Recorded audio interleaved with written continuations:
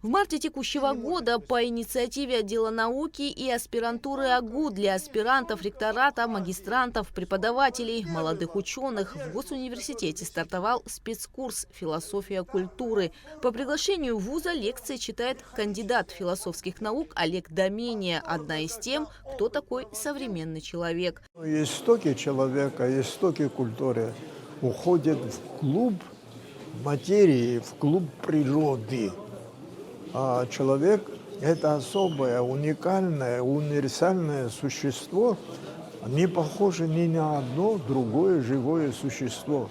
Все живые существа, за исключением человека, все они принадлежат природе и живут и действуют по законам природы и нормы. Единственное существо, которое живет не только по законам и нормам природы, но и по своим собственным законам и нормам – это человек. Ученый отметил, что современное общество сталкивается с проблемами саморазрушительного поведения людей, поэтому важно понять, кто такой современный человек и почему он поступает именно так. Сегодня человек переживает глубочайший, небывалый кризис.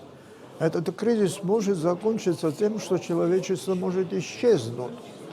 Ныне мы находимся в этом процессе, на этом пути.